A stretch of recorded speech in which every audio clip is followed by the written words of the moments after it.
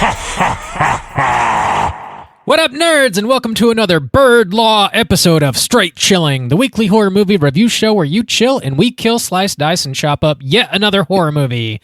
My name's Bob. I'll be your host for the evening. This is episode 420. Smoke 'em if you got 'em. Recorded Sunday, March 19th, 2023. The show's dropping April 26th. We're recording in advance tonight. Before we get into the review, let me introduce everyone else on the show. First up, calling in from Washington, D.C., we got your boy, Randy Z. What's up, man? Good evening. How do, my good fellow? Yes. The jowls are flapping tonight, I hear. I have tales of tension for you this evening. Just fueled by red meat. Just fucking, Fueled that's by it. red face. Red face. Oh, boy. Last but not least, calling in from South Korea, we got your boy Soju. What's up, man? Oh, what up, bitch, you boy? It's the end of the world as we know it stains. I need a little more Irish accent on that, maybe. A little drunker. Just far too sober. I feel fine. It You're is drunk. 8 a.m., so, you know. Tight.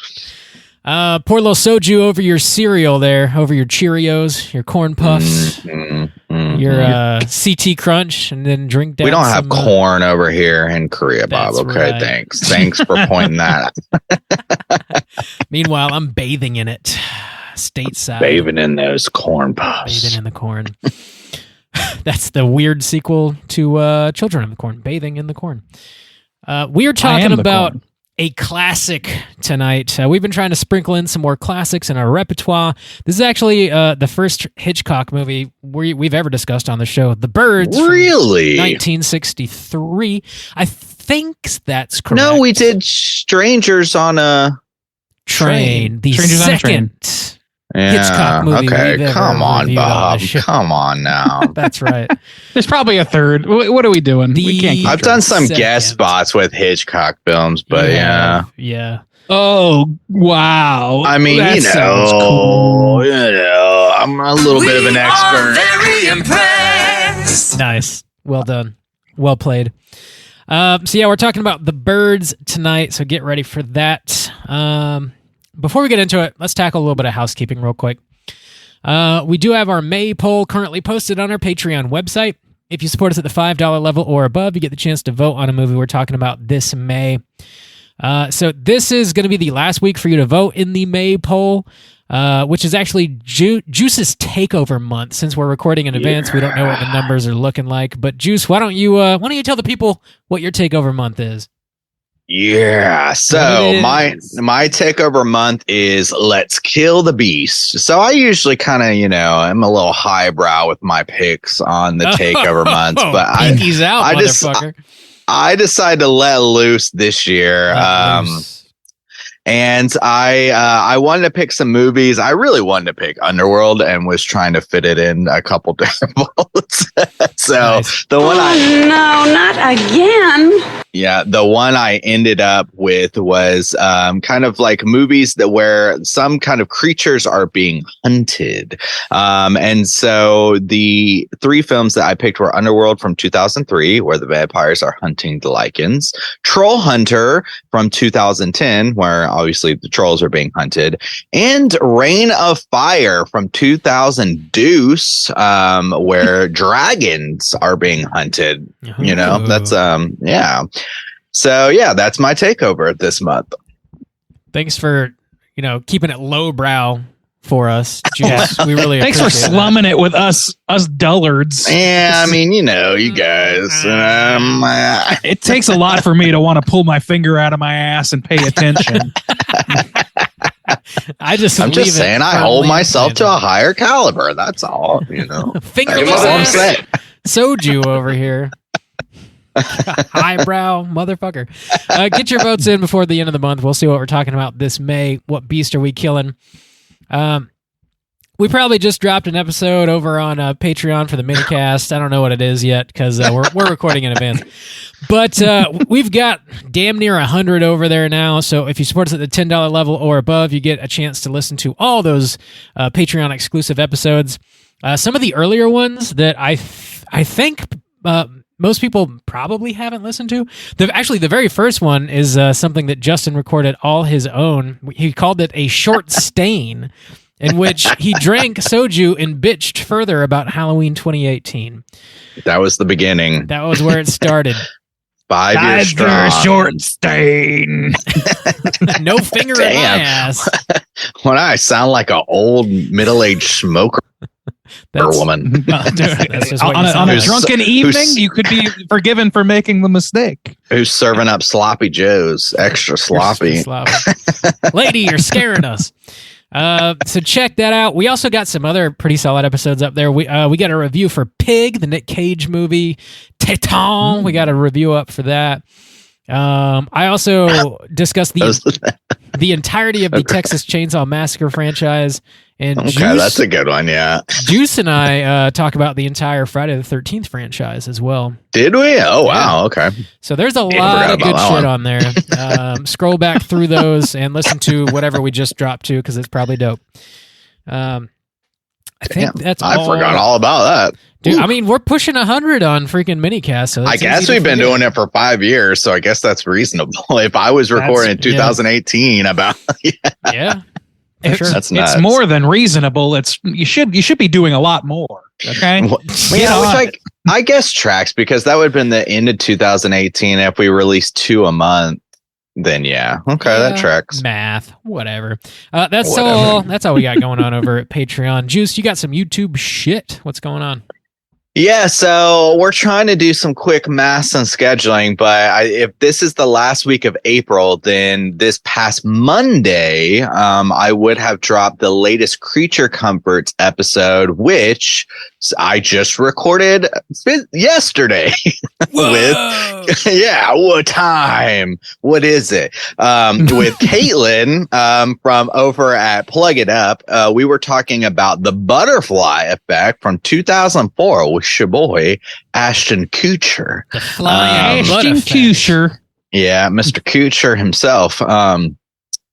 And so that was a lot of fun, mainly just because, I got to talk one-on-one with Caitlin, which was a blast, of course, as you can imagine. So, check that out over on YouTube. That's episode number 7. So cranking those along. We'll be at 100 soon enough. So, check them out. Well on our way. Long stains. It's a long stain. Yeah, check that out over on YouTube. And probably at some point you've watched our Tiki video 100 times. I'm sure you have on Evil Dead. So check that out again one more time. If you haven't, then get to work. We need the interactions. Thank you. Check out our Evil Dead Tiki video. Pour yourself a Tiki fuck and enjoy. Yeah, I'm assuming that by this time you're listening to this, that's our first video to hit 1 million views. So thank you for that. I appreciate that. Thank you for that. We're all really grateful that we could afford to quit our jobs full time. Yeah, so really appreciate that. Yeah, thank you all. The Academy Award was too much, I gotta say. They didn't need that. For the Tiki fuck. For the Tiki fuck video. I know the cinematography was on point. See, boys, the rum will set you free. Mm-hmm. The pussers rum, only the pussers. Not in the Tiki fuck. Jesus Christ. That's just. I'm not just fucking rum, around. It's what it's called. I'm sick. I want to throw up. Rainey, do you have anything that's coming out in like 16 years or something? I don't know. Okay. Maybe. Great. I'm sure there will be something along my lifetime that I will have to promote, but I'm not going to figure out what it is. All right. Now? What am I, a professional? Oh yeah, I wanted to shout out. I had a recent guest appearance as well. I was on the latest season of American Horror Story, so go ahead and check that out. That came out in April for sure. Yeah. Check that out. Yeah, they're celebrating Walpurgisnacht. Yeah. Yeah, They needed a replacement for Billy Eichner, and they were like, "Get Soju on the horn." Oh yeah, and also we're filming in Seoul. Call Soju. thanks I'm to the guy they everybody go to. who hung out for Joe Bob on the 21st, which I think is definitely something that I've done. Oh yeah, For I'm sure, most sure likely. you did that. Oh, you should go ahead and apologize for Okay. falling asleep. I'm sure it was great, and we all had a great time, and everybody loved it, and it was great. Thank you. The 21st, that means Randy's already walking around Seoul with Soju, Bob. Randy- You're just sitting in your I've already house had my alone kidneys watching stolen Joe and Bob. found myself in a because ice bath. Randy lives in Jacksonville anyways. Now I'm alone. Randy's nuts strolling around Seoul, baby. All right, Mhm. I think our house is clean. I think so too. This house is clean. All right, let's get into the main event. We're talking about The Birds, and we're kicking it off with the Prop Birds. Awesome. door. What's on the back of the box?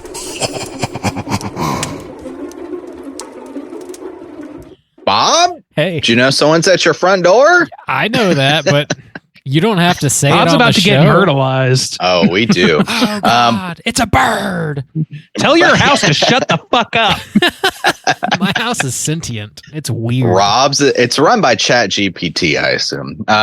Speak English, Doc. We ain't scientists. Ah, the bird. Bob. Fuck. Bob, do you have this box? I got it. I got this box. Is it steel, Nah, it's stupid cardboard. aka aluminum? Oh, Stupid.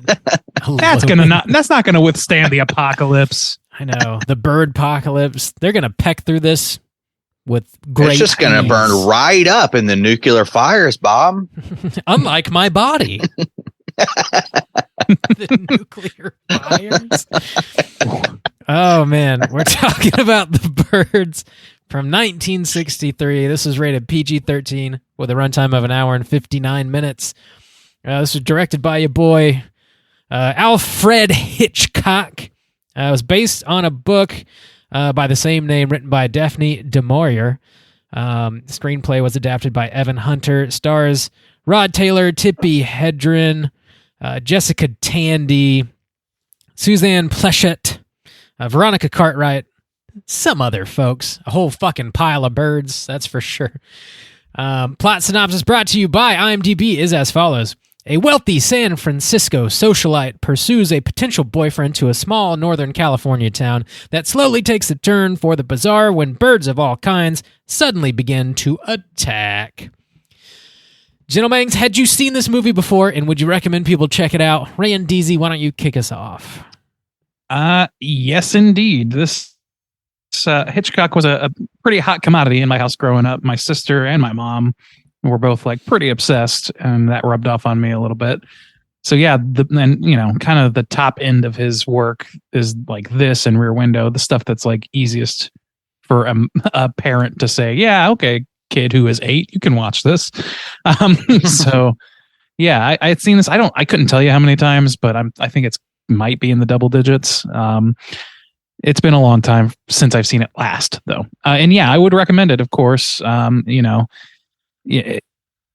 Personal life notwithstanding, and I'm sure we'll touch on that a little more. Hitchcock's films are pretty well venerated, and for good reason, I would say.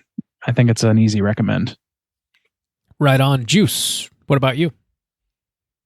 Yeah, so I feel pretty confident I'd seen this as a kid when someone like my grandfather or something was watching it, but I don't think I'd ever sat down and watched it fully as an adult, and considered it as a film. So this was a pretty interesting watch for me.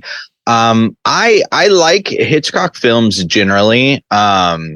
This one, it's got the classic status, so I would say check it out for that. But also, I felt like it was quite dated and a little harder to get past some of the datedness than other Hitchcock films, in my opinion. Like some of like the effects and stuff that are going on were hard to just kind of overlook in this one. So this one's definitely dated, and I don't know if it holds up quite to its reputation But it's still, definitely an interesting watch and an interesting film regardless. So yeah, I'm a medium recommend. Bob, how about you? Would you recommend people check out The Birds? Well, I think this was the first time I'd ever watched this movie all the way through was for this show. I'd seen bits and pieces of it as a kid. I remember distinctly being somewhat scared by it because my parents had it on, and I remember, the phone booth situation pretty specifically. Mm-hmm. And so yeah, this was the first time watching it all the way through, and I don't know that I like it very much, honestly. But I would still recommend it because it is definitely like a classic horror movie. It's like a pillar, Animals Gone Wild or monster movie, and I think it has great influence in what came after. So I think it's definitely worth checking out for sure. But I don't know that I enjoyed it that much. So I guess that would be a medium recommend for me as well. Yeah. So yeah, we'll get into all the ins and outs of The Birds, but we are going to spoil the shit out of this movie. If you haven't seen it, here comes your warning.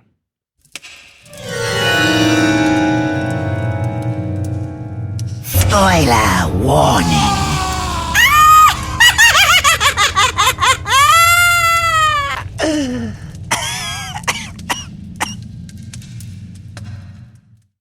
Bob, do you have this plot synopsis? Oh, I got it. I got it all typed out. All right. It's a weird little story, I'll be honest. It is. I was pretty surprised. I hope you've typed out all the dialogue. I have. I hope you have 2 hours. Okay, thank you. Here we go.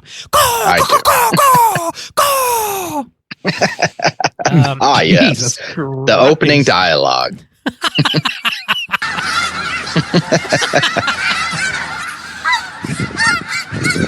Fantastic. All right, here she goes. Socialite Melanie Daniels runs into lawyer Mitch Brenner at a local pet shop.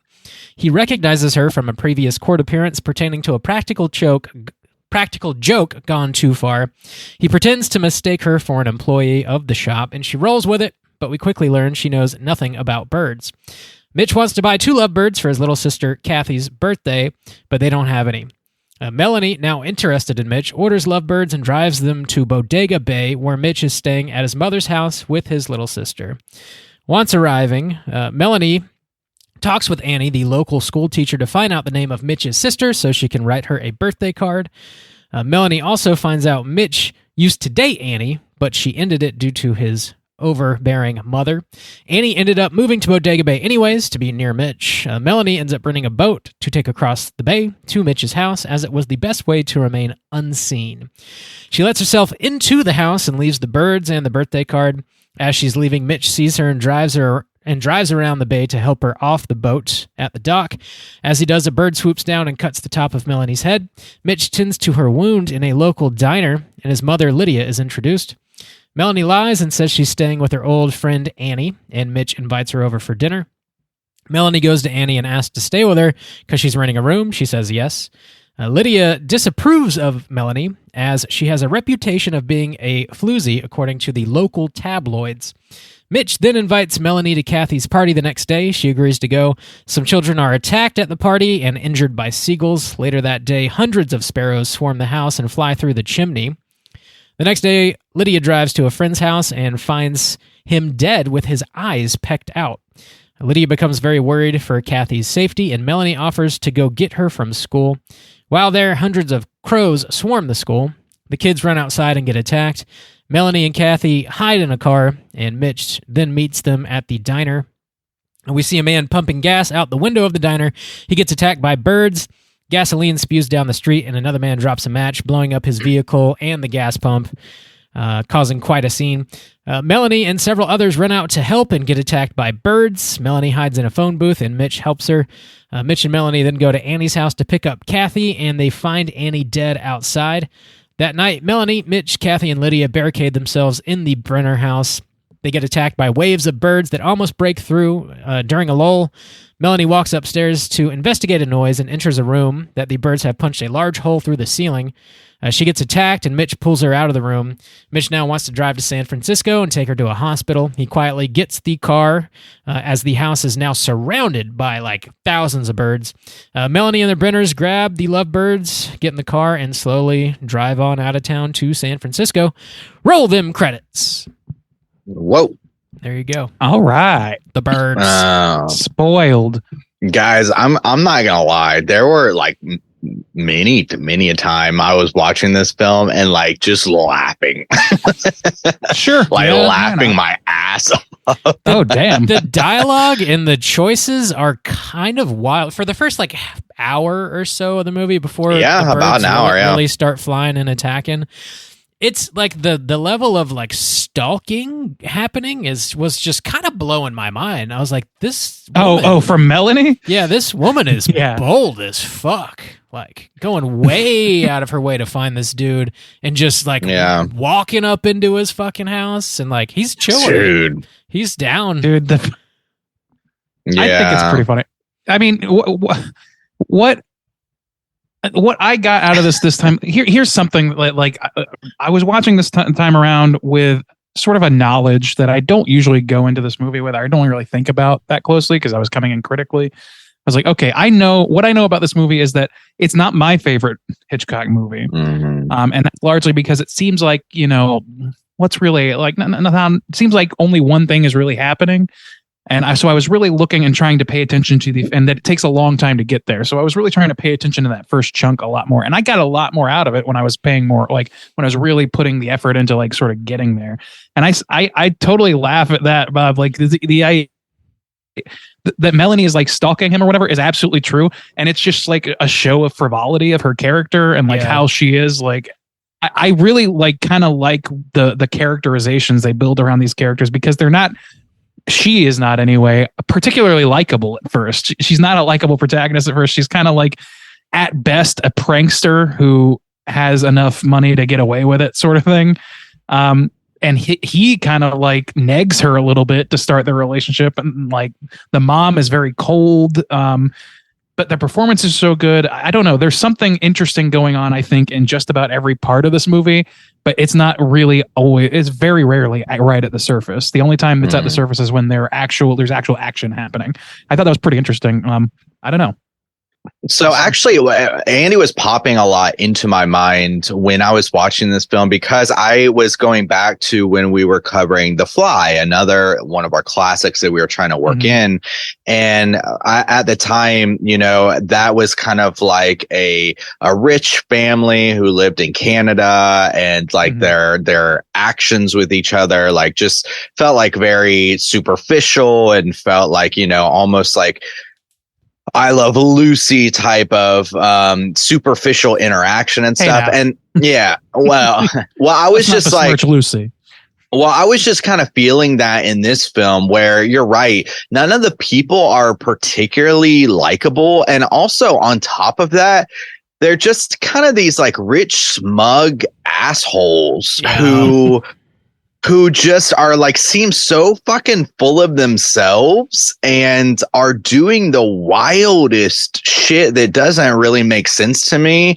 And we're building up these like dialogues that are like pretty like well written, to be fair, and like pretty well performed, but in a way that's like not, but also in a way that's not realistic. Like nobody's going to be talking to each other like that. It's just hard to kind of like buy into or get past like what's going on. That's just how I was kind of feeling about this whole first hour, and they like sit in it for a long time.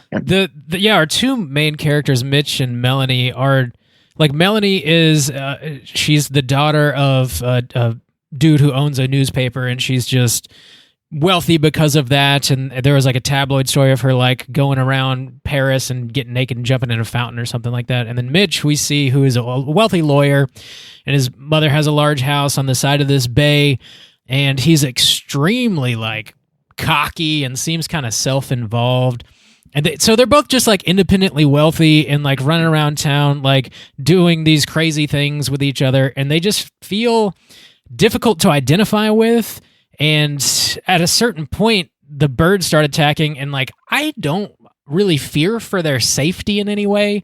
I was reading like one review of this movie where somebody said like because of these characters and the way they're written, you start to like identify with the birds, and I was like, well, I didn't identify with the fucking birds at all. Like I didn't really identify with anybody. To me. Yeah. It's like I don't know who you're rooting for. Yeah, the mother is like she's very these things are attacking unlikable. children. I mean, you don't have to have much empathy in your soul to be like, oh, these are the bad guys here. I feel like when I was watching this, the way these female characters are written, everybody is obsessed with Mitch, including his mother. Like his mother is absolutely obsessed with him. Annie, the poor school teacher who he broke up with her, she broke up with him, but she's still like around because she just wants to see him. And then Melanie is like stalking the shit out of him. Like everybody's just fucking obsessed with this dude, and it feels like cringy and weird. Yeah, and I don't like it. Does, but. Yeah, I don't either. I see that point of view, but like to me, what's happening that's interesting with all that is that you grow because of this horrible thing that's happened. I do grow to be in their corner, like throughout the course of the movie, and I start to really relate to these people that I otherwise didn't. And there's some sort of like the whole buildup is centered around the will they, won't they, or sexual tension between those two characters, and seeing, like you said, how people are obsessed with them, but they give like proper pathos to each of those characters. Like, I was really impressed this time in a way I hadn't been before with Jessica Tandy's role as the mom when she's doing that monologue with Melanie and she's like in bed after having found a man's eyeballs pecked out. That's a really fun and like good performance, and it explains to some extent, like with a good psychological bent, why she feels the way she does about her son. She's not an idiot. She knows herself well enough to know that what she's doing, and she is actively tries not to, but like somehow she's like her. I think that Mitch, right? Yeah. Mitch is ultimately just doing whatever the fuck he wants. And but to somebody like Annie, who got rebuked by him, she blames the mother, and it's easy to see why, because like it's what's wrong with that is that it's kind of a misogynistic take. Do you know what I mean? Like there's kind of a these women are crazy, and like this guy's like a stalwart man about town. He's always like got one ahead of her, even as a prankster. He's a one ahead of her all the time, and that's the part that kind of like feels really dated to me. But I really like the psychological bent. I try and put myself in that time and that era, and to have this woman who's like the most scandalous thing in the world is that she does these little pranks on people and shit. Like it just seems kind of like quaint looking at it that way. And it also like they're not very likable to begin with, but you grow to like them. And I think that that's a testament to how well the tension is ratcheted up. And like because the first hour is so quiet and so demure and it doesn't have any music, the amount of silence in this movie is crazy. And like birds are kind of like hinted at. You can hear them in the audio mixing, and this is fucking incredible. And it like because of like all these things, you're focused in on these characters who are doing this like melodrama thing, and then the shit hits the fan and they're having to deal with it. I don't know. I think it's pretty compelling at that point. The thing is though, I never really kind of grew to like them because this does have a very misogynistic take. I mean, in a just like basic survival, like mostly out of the curiosity of like, how are you going to deal with this situation? Not necessarily in like, go, because in talking to the point of like misogyny and like their take is, you know, we're introduced to this woman who kind of has this like take charge attitude. I'm going to go all the way, you know, out of my way to kind of do these things. But like when shit actually goes down, all the women like just piss me the fuck off because they're not doing shit except like even the very last scene where the little girl's like, Mitch, can we bring the lovebirds? They didn't hurt anybody. And I'm like, are you fucking kidding me? Like it just all of these decisions and like the thing, or like even when she finally, it's a cool scene where she finally goes into that room with all the birds, but like their decisions are so fucking stupid I that agree. I'm just like pissed off about it. I'm like, man, they're really underselling these characters, and Mitch is the only fucking one who can do anything. I think He's Mitch the is get shit kind done of- piece, and I think that's a product of its time for sure. I think Mitch is kind of a fucking idiot too, to be honest with you. But that end scene specifically does stand out because they need to get her in the room, and like there's really no sensical way to do that. So like she opens the door, sees the hole, just walks into the room, and then shines a light in there, and then sees all the birds, and then falls back into the door. And the thing that like I really didn't like about that scene is like when she's being attacked like by hundreds of birds, her dialogue is like, "Oh, Mitch." Yeah, man. Yeah. It's like There's sensual. It is like that, and I think that's a byproduct of our director, who is famously probably a bit of a creep and a bit of a misogynist himself. So I mean, yeah, I think that's in the DNA of it for sure. You kind of like, to me, it's a matter of like looking past that and seeing the pathos given by the performers in the role given. And I think there's a lot of that. Yeah. I think there's a good It's an amount of that. effective I really scene. like. I don't want to because shit on of it that. totally. It is. Like, Yeah. and so I mean, this It's such a movie, scary scene to me.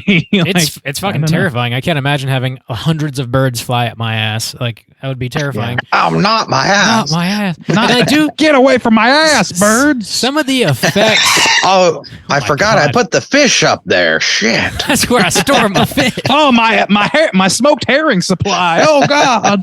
Some of the effects in this movie do look like a little dated, like for sure. Ooh, but I think I still think like if you put yourself, so this movie's 60 years old this year, which is one of Right. the main reasons we Yeah. kind of wanted to talk about it. So if you think about seeing this 60 years ago in like a drive-in or whatever, like I'm sure Sure. it blew your shorts clean off.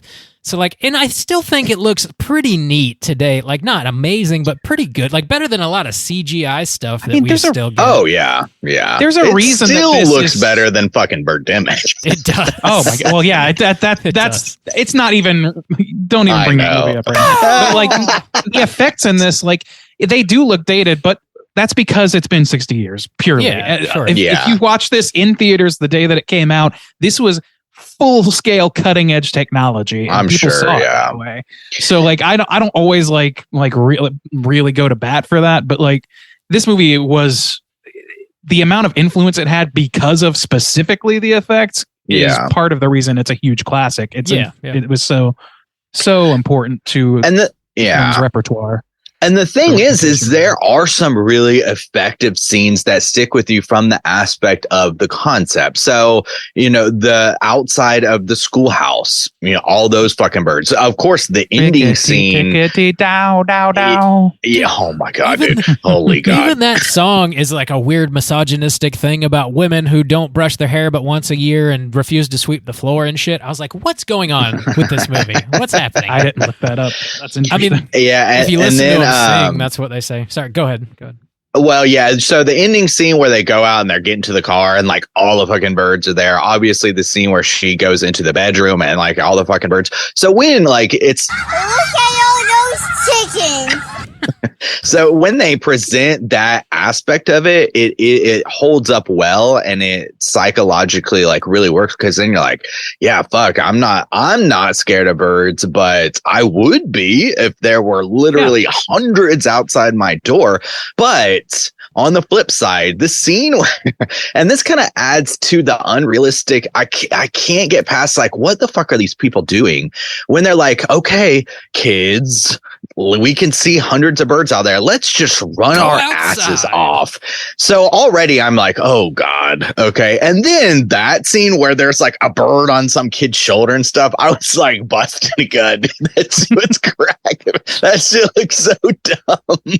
That shit looks so fucking dumb. I don't know. Oh, I had my buy-in. God. That movie earned my buy-in with that stuff, and I think a lot of I've already mentioned this, but I think a lot of it has to do with the audio mixing because the song, as annoying as it is, it's this weird, eerie sounding thing in silence, set in silence, as you know that the birds are amassing, and then it cuts away from those birds, and you get like a few extra seconds of her smoking her cigarette or whatever before you see, oh shit, they're all fucking there. So like, and then I don't know, I guess I have a tendency to want to look the other way with like logic, like, oh, okay, kids, we're going to slowly walk out and then run home. I think that's a dumb idea, but I also don't think that they know they're in a fucking horror movie. They think that there's been a bird attack. So I don't know that that's necessarily the worst decision from that perspective, but us as viewers who know better and who have been like given this foreboding scene for 10 minutes or whatever, maybe feel a little bit differently. They just always fucking do that. Like even after several attacks, they're just like, let's walk down the fucking street. Like, yeah, when she discovers Catherine's body, like when they're going, it's like they never think like, let's like rip off this door and put it over our heads, or let's like carry a goddamn weapon, a stick that we can beat some fucking birds off. Like they're always just like, bird off. All right, let's go creeping around outside in the open again. Let's do it again for the third time, for the fourth time. It's like, oh man, okay. Like I feel like there needs to be some sort of character progression. So, okay. So they do it. Okay. So they get attacked at the party, first of all. Right. Okay. And like, yeah, okay. We're still like not sure. But then the fucking birds fly into the house. Okay. And he still later on refuses to cover the goddamn chimney. And I'm like, he's like, I'll light the fire, whatever. And whatever. Then, so they have the moment with the school scene for sure. Then they have a moment where, at the diner. At the diner. The birds fly down the chimney before the school? I don't. Yes. Is that? Yeah. Because then, okay. That was after the party. Yeah. And then when they have to go get the little girl from Catherine's house again, they're just like wandering around outside, and I'm just like, every time I'm just like, do something different. At this point, you've been attacked 3 to 4 times by masses of birds, and you're just strolling down the street. There was another scene where Melanie's like, hey, we should get out of town, we should like leave for San Francisco, and Mitch is like, no, we gotta stay for whatever reason, and which is dumb. It seemed like the right move to leave for sure. And then at the end, they do just get in the car and drive to San Francisco. I was like, well, why? It just felt like really anticlimactic for me at the end. I will say the cinematography at the end is fucking top notch. Yeah, I thought it was great. Gorgeous. It's fucking incredible. Good stuff. Yeah. And it's a fucking, I don't know. That ending is so great. And honestly, like, I don't mind the lovebirds thing or anything, like the girl asking that. I don't know. I don't think that people thought in survivalist terms as much when I don't think that movie people thought in those terms at that time, and the same level that we do. It was still more. That's kind of what's interesting about the beginning is this like, it's the normal bubbling of overly polite society, and then it starts to bubble over. It's the mist. I mean, they had that whole fucking big scene on the diner that is just the mist, basically. And it's like, it's about that sort of like, there's sexual tension, but they can't really talk about that. There's tension between mother and daughter. There's an Oedipal thing going on. There's all these little things going on, but nobody can really talk about it directly. Annie can't talk about how she feels about Mitch. Mitch can't talk about how he feels about Melanie. Melanie can't talk about how she feels about Mitch.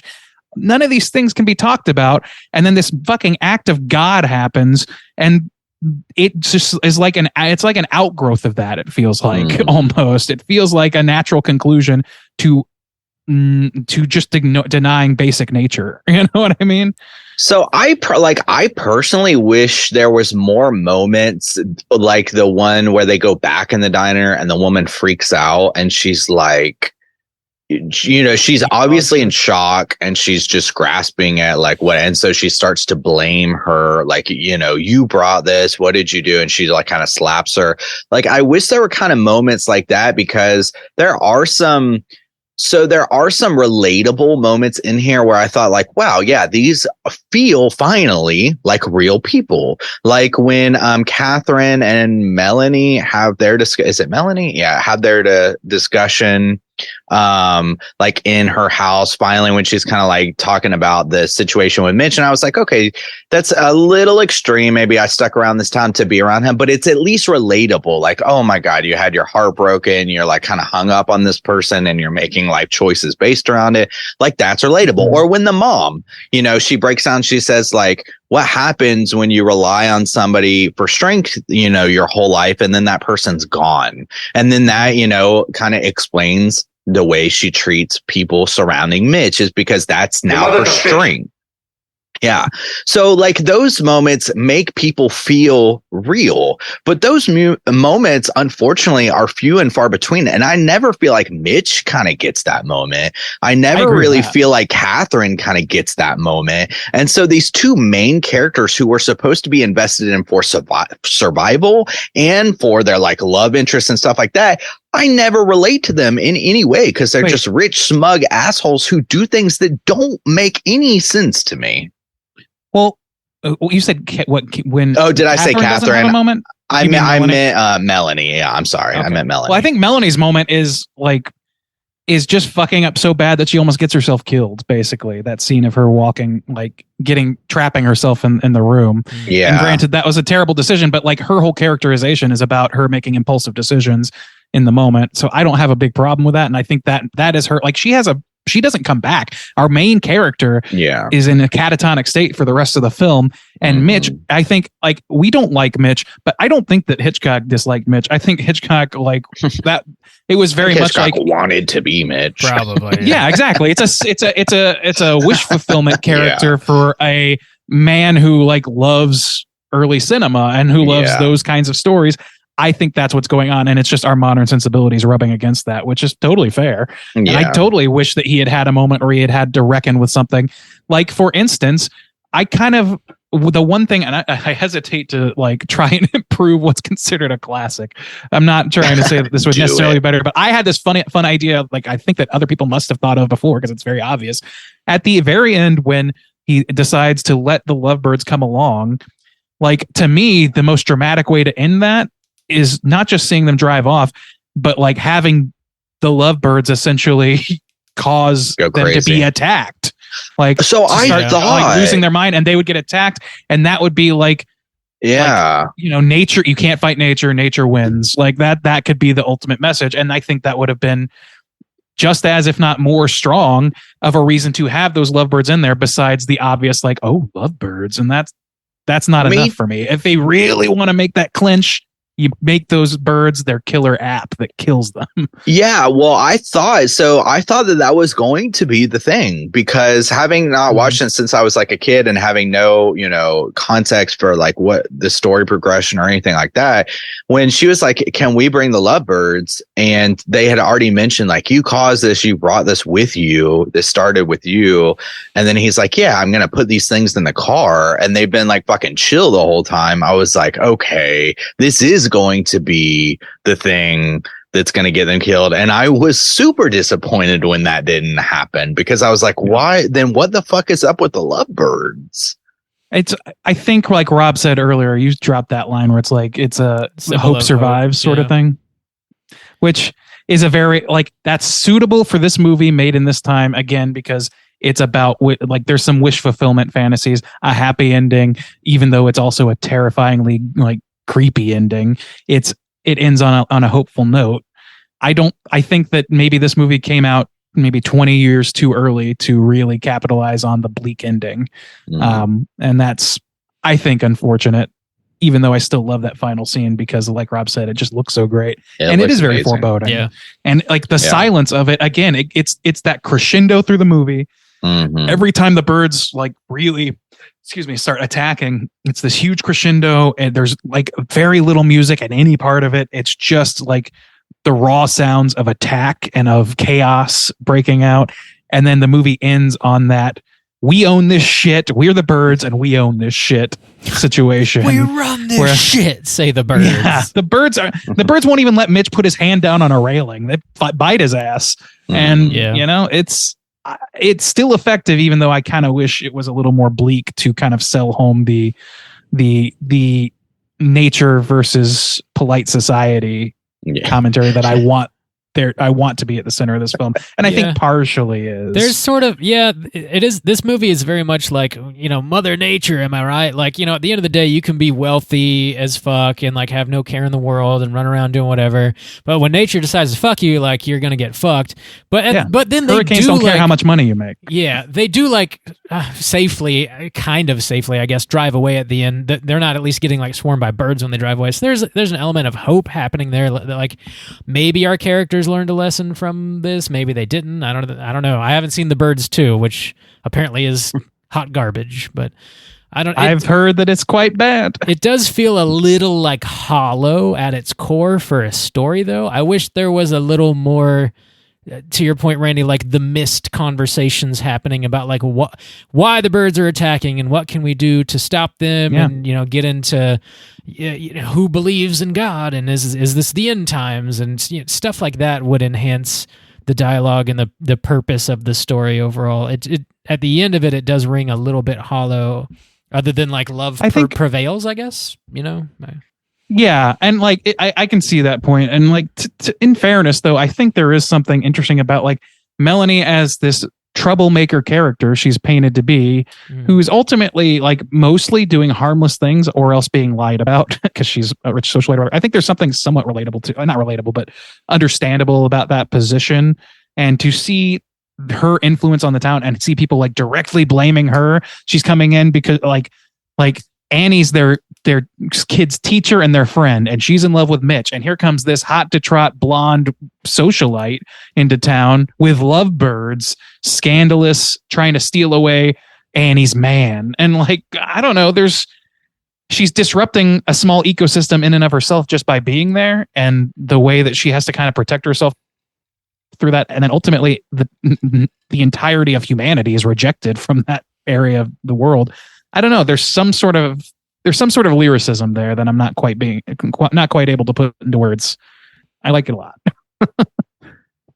Yeah, there's. I wanted to mention too. So there are some effective scenes with the birds. Like, okay. So the I think the first kind of big one is the guy in his room with his eyes pecked out and stuff like that. But on the flip side, when that bird knocks that motherfucker out who's pouring his gas, I lost it, because that dude, that's like, whoa. I know I'm sure people have used that to kind of like parody that idea, but it's because it's so ridiculous. This one fucking bird swooping down and knocking the shit out of this. That's what's so devious about it, though. Like the first bird always looks stupid. The first bird hit Melanie and nobody believed it. And then you have that lady that's like an ornithologist or whatever trying to tell everybody, like, that's impossible and all this shit. Birds are beautiful. Yeah, no, birds don't act that way and all this stuff. And of course, she has to eat that shit later. I don't know. Like, and then like immediately, I think it is kind of like silly to look at on its face to see a bird attack somebody, but it's when the swarming happens that actually causes the. I think for me. And see, that lady was. Oh, I was saying, in that same conversation when she's like, birds don't act like that, I think she very quickly says like, oh, but something like that happened in Santa Cruz just last year. Yeah. It's like, well, what the fuck? Where they flew, I got confused because of the fire. Because they're claiming attack, and she's trying to refute attack specifically. Well, yeah, that's the interesting aspect of it, because we do get like this little blip, and so it's hard, because when I'm thinking about like, okay, what's effective from like this as a horror film, then I go to scenes like, okay, them amassing outside the school, the scenes at the end with the house, and when all the sparrows flying through the chimney, like, okay, that's all very effective.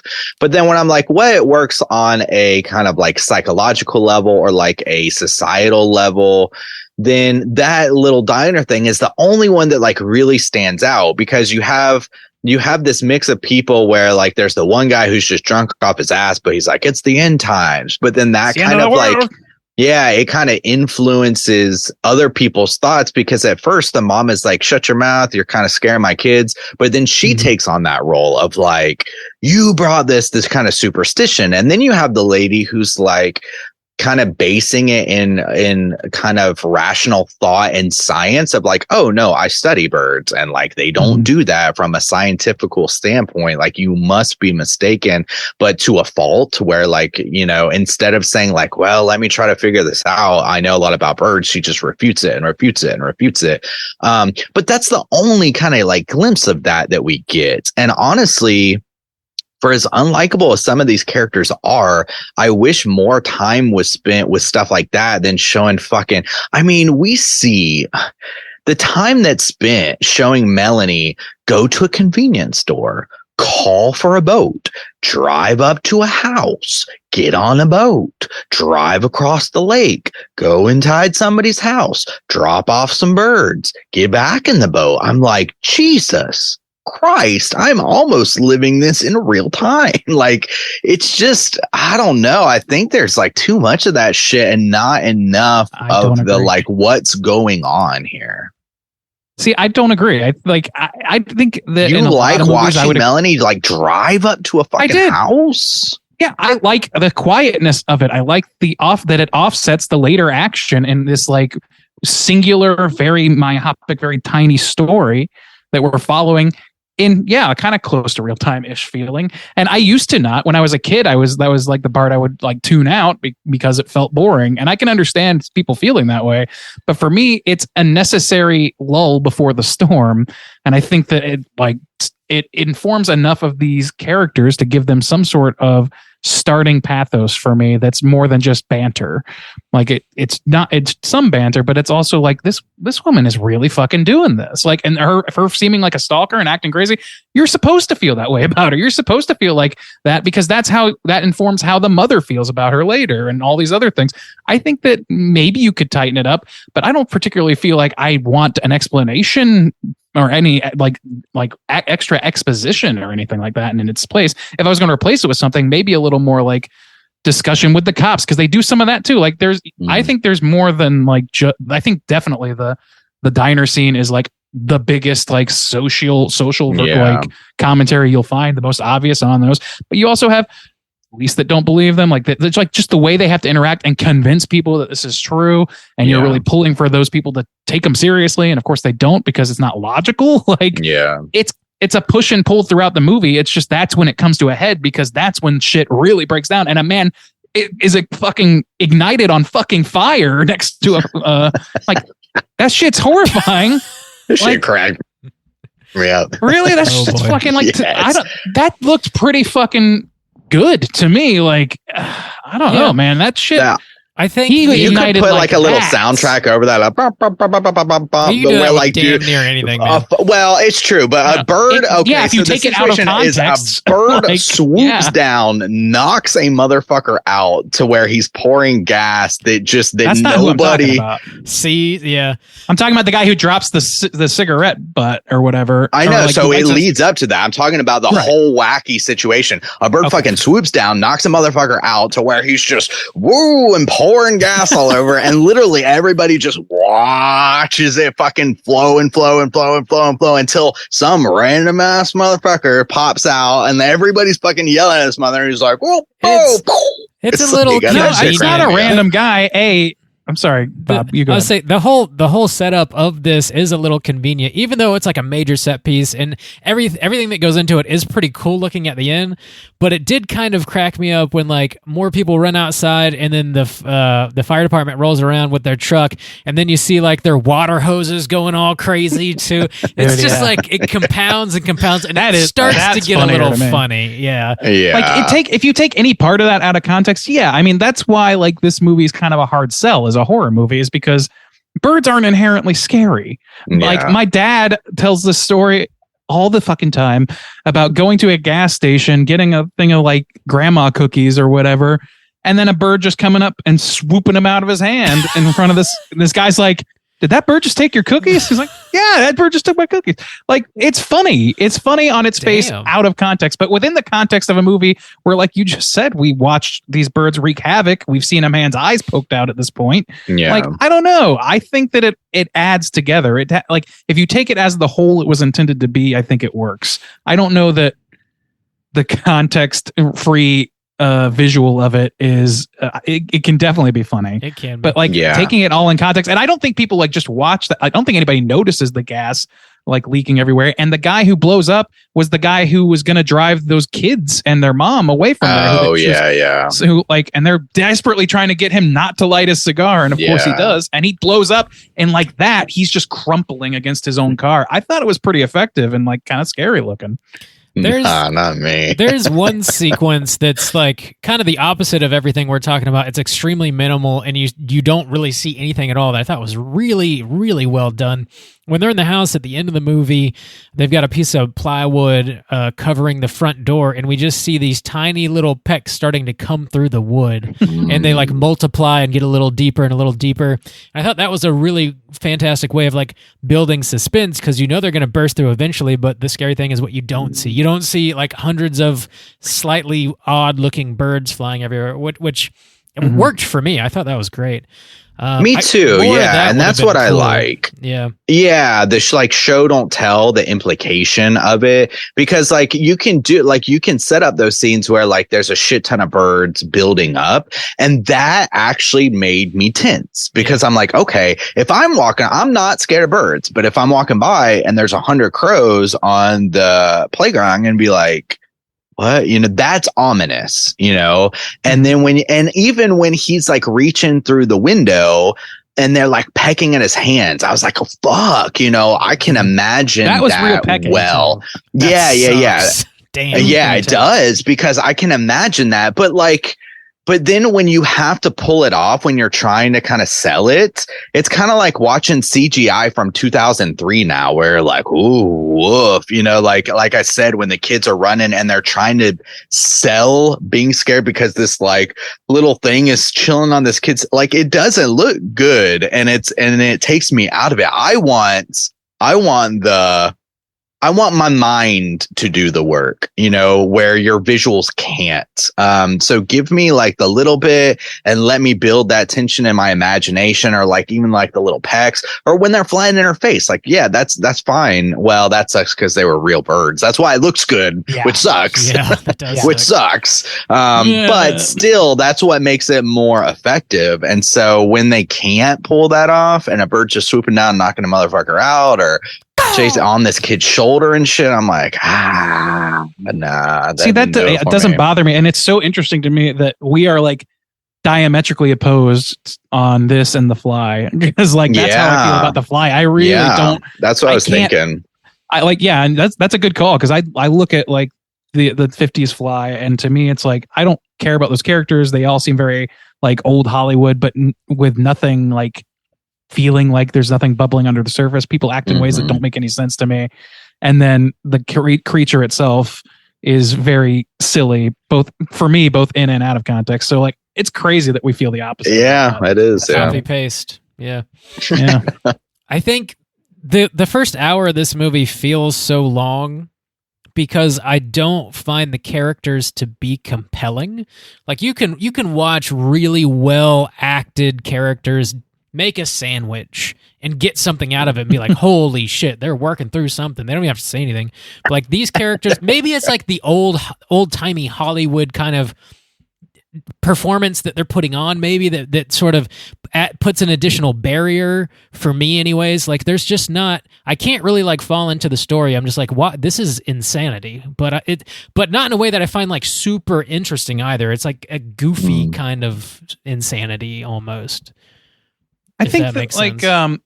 Yeah, it does. I mean, I think that like, I for me, the performances sell it. And maybe it's because I've seen it enough times to where like, I don't know, I can, my mind is predisposed to see things I haven't before, like to see what's breaking from my memory. You know what I mean?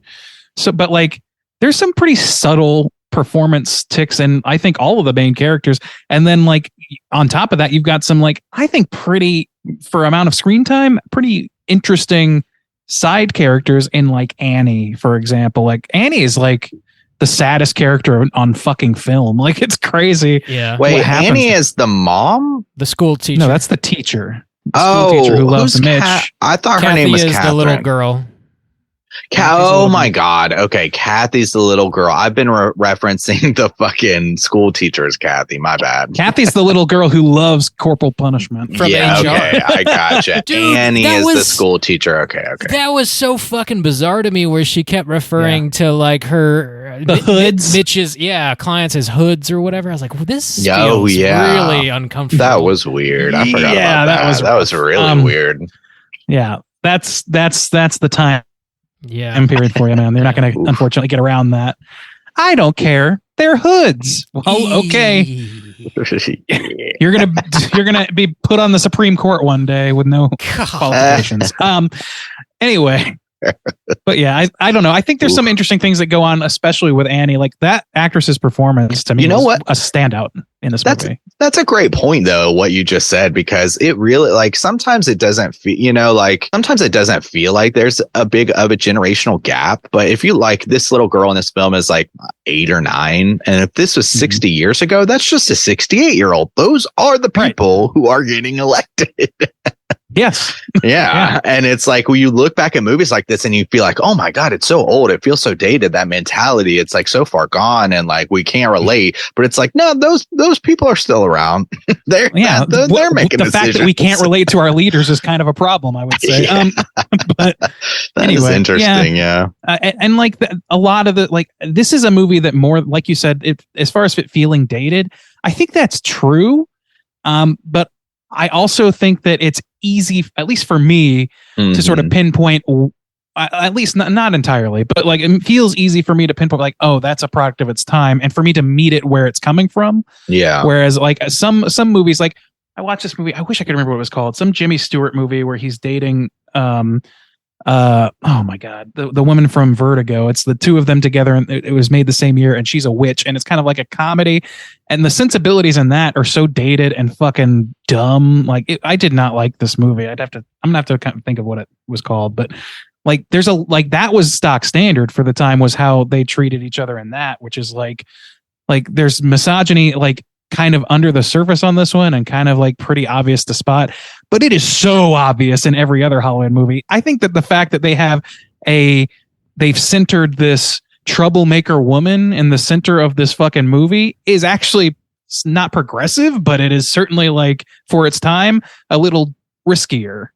Do you know what I mean? Even though they won't let her go full blown into like, yeah, I danced naked in a fountain. So what? Like, they didn't go that far. Yeah. But I don't know. Well, I mean, it really reminded me of the lead character at the beginning of Psycho, honestly, which came out 3 years before this. Yeah. So, I mean, at the time, it's not, I don't feel like, at least even, I mean, I know that's Hitchcock, but like even at least within the realms of, like what's coming out at the time, I guess is what I'm saying, is like, this was 3 years after. I mean, it's not singular in that, but I'm saying, at that time, it's like finding, I don't know. I'm trying to think of a modern comparison. It's like finding, I don't know. It's unusual, even and especially the fact that it is Hitchcock who likes to do that. He likes to have these women who have a pathos and a sense of like something going on upstairs. You know what I mean? They have a personality, but then he also, because he is also a problematic figure in his own right, he always writes them ultimately to be mostly powerless to the men in the room.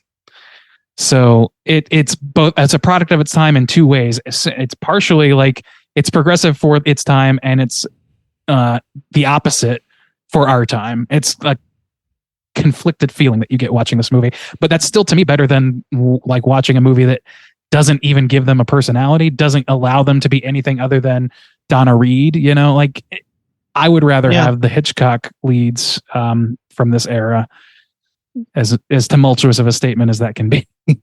In some ways, it almost kind of feels like a Tarantino thing, where you're like, you know what kind of gets Tarantino's rocks off based on how he makes his films, where this is kind of that same thing. It's like, you obviously know the kind of women that Hitchcock desire, but also you're able to see into the, like, he wants that type of woman to submit to him. You know, he wants to be able to have all that creativity and all that like ambitiousness, but to bow to his will. Right. I love women so long as they ultimately, I want a really interesting woman who's complex and who's adventurous and whatever. Does what I say. Kind of. It's literally that. Yeah. Mm-hmm. Yeah. Cool. I think Melanie is a manic pixie dream girl prototype. Yeah, I think that's fair. That's fair. That's an interesting assessment. Super fucking rich too. Good for her. Yeah. Good for her. Do you guys have any other major points you want to hit before we rate The Birds?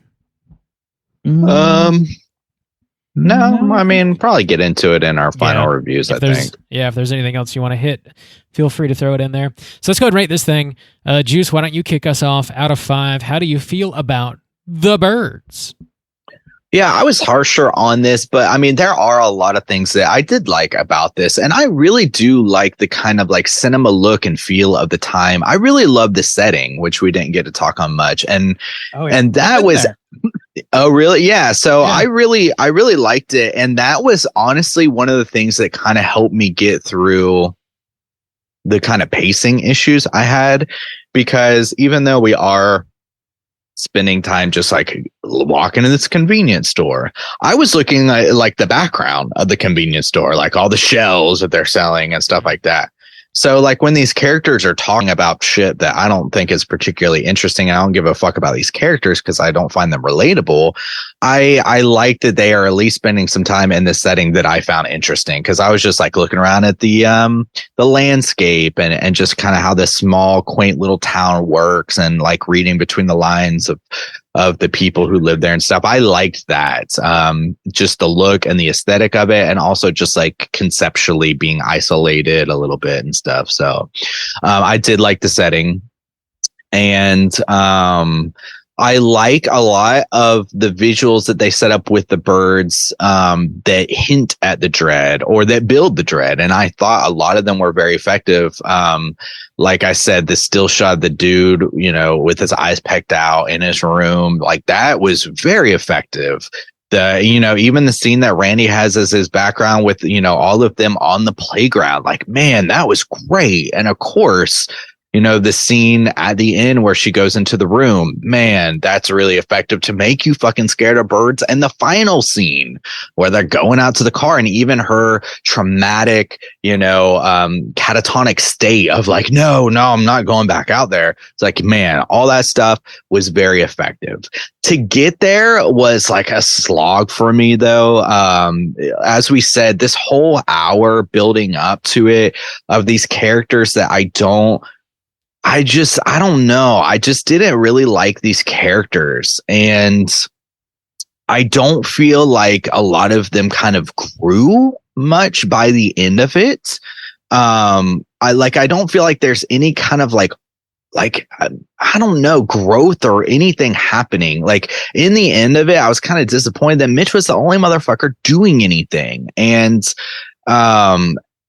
just like, I'm glad that I got a glimpse into them on like that little like speech she did, because it gave some depth to what's going on. But in the end of it, it's just like, she's useless and she's like pissing me off. And the little girl with her like little hoods and like, let's bring these fucking birds. And the only interesting one, like Annie, she fucking dies. And I feel like she kind of got like a bad whole situation, man. I was like feeling bad for that bitch tragic. Because yeah, she like sticks around in this town, and also the way that Melanie treats her made me hate Melanie even more, because it's like, yeah, like she knew that there was something going on, and she almost kind of like rubs salt in the wound, and then she's like, can I stay with you and shit like that? Oh, that shit was pissing me off. And asked her to help her too, like, yeah, help me and like let me stay in your house and let me talk to this dude on the phone in your fucking house and shit. I just like, it seemed like he was going out of his way to fucking like make me not like these main characters, even though he might like be indulging in it. It's just like I felt more for like Annie and stuff. And so when she died, that was a bummer, but it also kind of made me pissed off, because I was like, man, they really just threw her under the bus. So yeah, overall though, I am more positive on this. I do like the cinematography and the sound design and the setting and a lot of the shots. Some of it was just too goofy and dated for me. Some of it was too slow for me. Some of it was a little too misogynistic for me. And just like some of these characters fell flat and just didn't fucking do anything, and sometimes pissed me off. So I think overall, I'm going to give this a 3.5. 3.5 from Juice. All right. Yeah. Bob, out of 5. I feel like I was a little more harsher, but you gave even more like just generally, you gave an even more like I don't really like this film recommendation. So, well, I'm curious, where are you going to land on this one, Bob? Well, we've covered most of it. I think the movie starts off in sort of an interesting way, where we have like, I guess what you would consider to be a meet cute situation today in like modern terms. But then you find out like, oh, this dude's like a blood-sucking lawyer, and the only reason he knows this girl is because she was in court, and like she's like this interesting practical joker. Or yeah, Randy, do you have? I just correct the record on this. I think he is I don't think he's a prosecutor. I think he's Doesn't he have a speech of like, I only want to see people like you in jail or something? Only jokester practical because people who break the law. He's a hardline law guy, so ding him on that. But like, I don't think he's sure. Okay, like the blood-sucking lawyer thing. I don't know if that's supported. It just sounds good. Okay. It sounds good. He's a lawyer. He's an extremely just want to be John Hammond so bad lawyer who also likes to play practical jokes on people. So I don't know. It starts off in a way where you're like, oh, okay, there's like some chemistry happening here, and then you find out more about who these people really are, and like, oh, well, that's interesting. But then they're just like turn out to be shitty people, and we spend a long ass fucking time watching this woman drive and like ask people where people live and what their names are and stuff. And it just loses a shitload of steam for me. When the bird stuff starts to happen, generally speaking, I think the effects are interesting. They're cool to like watch happen and try and like conceive of how they made those effects 60 years ago. And that like really does kind of pull you back into the story. But then again, the characters do a lot of dumb shit, and there's not really much of an arc happening. And there's like questionable choices. And then by the end, there's some great cinematography and some like really cool moments that happen in this movie that I do think are amazing and worth watching the movie for. But by the end of it, it doesn't feel like there's much of a story happening, and like the development is lacking. And it feels sort of like unsatisfying. There is like a moment that at the very end of the movie where they're all standing in the living room, like right when the power goes off, and they all sort of look up at the ceiling and they hear the birds, and like the camera pans across all their faces, and that shit is just like money. I was like, holy, cinema boner. That is. I forgot about that with the sound. Fantastic. Yeah, that was great. That was great. I loved that, and I already mentioned them poking through the front door. A fantastic sequence there. Her walking into the room, as silly of a choice as that may be, that sequence is extremely effective. And I actually, because I hadn't seen this movie in so long, I was like, she is going to die. I was like actually scared for her in that moment. But then the big dumb brawny Mitch is like, oh, what are you doing? And pulls her out, and it's and she's just here to save you, honey. Man. And she's just creaming her shorts apparently. And then he does say, I was just like face palming. I was like, this is fucking stupid. But the end of the movie where they do drive off again in an amazing cinematic moment. It looks incredible. So like there's just great moments in this movie, but like overall I didn't necessarily enjoy the experience of watching it. I'm gonna kind of just go right down the middle and give this a 2.5 myself. Damn. Randeezy, how do you feel about the birds? Let me rescue this review here real quick. 69 stars. Yeah. So, Randy's a man of art.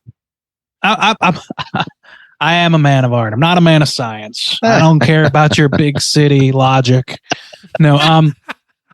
So, like, a couple of things that you guys said that I didn't agree with is like I did grow to like these characters. I think that the more you get to see how they operate, even they're like, it's because of their flaws and because of the situation they're in that I start to get endeared to them. I don't think that Mitch is a shitty guy. I don't think he's written to be a shitty guy, I guess I should say. I think that we see that as modern viewers. So I try to like give that a little bit of slack. And I think that that's kind of the big problem I think a lot of the problems that I have with this movie come down to sensibilities of the time and of this director, like moral sensibilities or, societal sensibilities.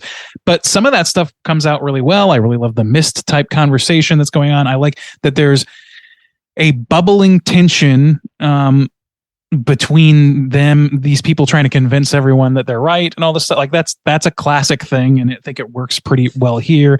But like having people not believe them because it's so preposterous and all this stuff, I think that all works really well. It's like it's the mist. It's strangers on Delancey Street or whatever that Twilight Zone episode is called. Like I don't know. I like the turning on each other, the rejection of this newcomer who brings in frivolity and like who disrupts the status quo. I don't know. There's a lot of like things like that really like engross me. And this time around, I just sort of allowed myself to live in the moment as if I had never seen this before, as opposed to like waiting on bated breath for the birds to attack. Like that's why I feel like a lot of people, and maybe you guys are the same, maybe you disagree with this, but I think that people like kind of reject this movie a little bit because it's got a promise of birds attacking, and it really is sparing with how it approaches that for a long, long time. It does make you take a hike to get there. And I can understand not liking that hike. I can understand all this stuff. But for me, if I allowed myself to experience it just as a sequence of events, it started to really come into better focus for me, I think. The scary stuff to me works really well. Justin, you mentioned quite a few. I think that the guy catching fire was pretty fucking effective because he's just a fucking dipshit who has no idea he's about to explode. I don't know. And the way that it's shot is like, again, a lot of the best things about this can be informed by the sound and mixing. They don't use music, so when you see that corpse with his eyes pecked out, there's no sound except for the like quiet squawking of resting birds, and you see Jessica Tandy freak out. Like shit like that works really well. Like Jessica Tandy's so fucking good in this. I learned to like her because of her speech. I never disliked the little girl. She was just kind of a little girl. She was kind of stock standard. I liked Annie, and I felt really like heartbroken that she ended up the way she did. I don't know. Like, I think there's a lot to like about this movie. I think there's a lot to talk about with this movie, and not necessarily in any way that I don't feel that it's dated in ways that take the enjoyment away from me for the most part. It's dated in ways that I can rationalize pretty easily, especially with Hitchcock not being a living person and knowing that he can't benefit from anything I have to say against him or anything, or like any of our promotion or whatever. All the other living directors do, though. No, like if I'm not going to give my money to Bill Cosby, you know what I'm saying? Okay. I just meant like they're going to be. Oh, I thought you meant like benefit from our wisdom, our catch up. No. No. Oh my God. Why would you think I would say that? I don't know. That's why I was like, I got something to teach you, Hitchcock. Why don't you sit down? No. Listen. Now Hitchcock's okay, but let me tell you how a real filmmaker would do this. I think that deserving of its praise in the visuals department for its time, in the sound design and mixing, in the pathos of the characters that we get to see, and in its absolute unflappable unwillingness to tell us why this is happening. I love that it doesn't do that. If it started going into exposition territory, that becomes every B movie you've ever seen from this era, basically. Also, I just was looking up some stuff, and apparently there was written into the script an alternate ending where, and I guess I could read this in trivia, but I want to read this now because I think it would like really amp my score up, which is that they would cut to a shot of birds just completely dominating the Golden Gate Bridge. Dude, that would have been cool. Yeah. Right, because they like the radio says we think it's localized to Bodega Bay with pockets of others, and then you cut to that. That's the fucking gut punch that you need in this movie, I think. But it was too expensive for them to film that. Yeah, sure. And they also cut out the part where the birds did attack Mitch and Melanie's car as they drive away. Okay. So they cut that out for whatever reason. I think that was a mistake. I feel like that's honestly, I can assume that that's going to happen And I'm okay with them keep it not ambiguous. showing that, yeah. But I the think it Golden would've been Gate cool. Bridge, because again, that's allowing the imagination to be like, oh no. Well, it just massively increases the scope of the problem. Yeah, it does. I like that. So yeah. I would have liked that, and it's a shame that they didn't have the money for it. Anyway, long story short is I think this movie is well worth anyone's time, and I think though it has some dated issues, though it has some products of its time and something of a sex pest behind the camera, he's also very good at doing the scaries and the spookies and the creepies. So I got to give it a 4.5. 4.5 from your boy Randeezy. Damn. That is going to put our aggregate at a 3.5. Let's go ahead and jump. Pretty good for a classic. Yes. I mean, it's not bad. It's positive. It's okay. It's on. I wonder par what the with some- Fly was. I just kept thinking of the Fly. I know they're even like separated by a decent amount of time and stuff like that. But as we were talking about, 3.17 for The Fly. oh, let me drop. You my gave that a score. 4.5. Oh. Did I? Okay. What did Yeah. you give it? I gave it a 2. So, What did I give So it? I'm more balanced than Randuce. dude, no, that movie doesn't deserve a 0.5 extra. What did I give it? I don't remember. 3 A 3 flat. Okay. All right. Well, yeah, 3.5 on the birds from the Straight Chilling crew. Let's go ahead and jump into our Rotten Tomatoes segment and see what the critics and users think about the birds. Certified fresh to death. All right, ladies and germs, this is the Rotten Tomatoes segment in which I'm going to have these two gentlemen guess within the best of their abilities what the aggregate positive score is for the birds on RottenTomatoes.com. That's both critics and users, starting with the critics. Bob, we'll start with you. There are only 62 reviews on here, presumably because it's quite an old movie by the time Rotten Tomatoes reared its ugly head. What do you think that those 62 reviewers aggregated out to be in terms of positive scores? I think this is going to be pretty damn high. 90. I'll take a 90. 90%. Juice, what about you? You the over? You the under? What are you thinking? I'm going to bank on it being like, yeah, super high. I'm going to take the risky bet. But I think it's hard because we haven't covered a lot of Hitchcock films either. But my impression would be that it would be like nuts in the butts high. So I'm going to take the 96, my favorite sexual position. Ooh. Oh, man. I love just laying my head back against someone's ass. Uh-huh. Fart Like on a my pillow. head. Oh, Well, yeah. I'll tell you what. Comforting. Your favorite position is also the winning score for this critical darling. It is a 94% certified Whoa, fresh. almost a tie. Damn. Whoa, that's a hoot. That was close. It was close. Wahoo. That's yes. That blah, blah, blah, Don't blah. touch me. One of the things I'm pushing really hard on Creature Comforts is for people to come with their own winning chant in case they win Rotten Tomatoes. It's been pretty good so far. I found mine. That's always been the A case. human can't I know. recreate that sound. We all know that. It's I know, impossible. I just have to play the bump. We called a scientist. They We checked just it out. don't have the lungs for it.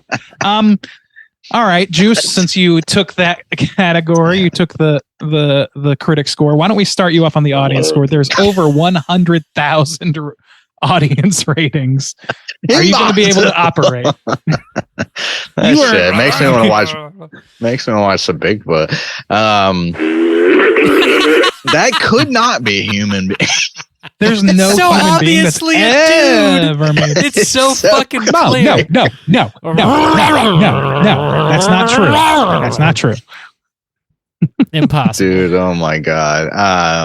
Yeah, Oh, so man, there are that's over a 100,000 audience ratings for this film. Juice, you tell me what you think that audience is thinking. I guess it's also going to be super high. I feel like it's probably going to be lower than the critics on this one because like 94 is pretty high.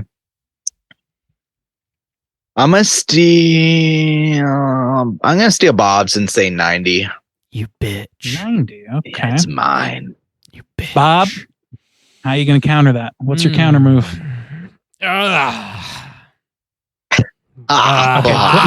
Give it another good grunt so we know you're serious this time. You sound like a Bigfoot, boss. No, nothing like a Bigfoot. Not possible. I'll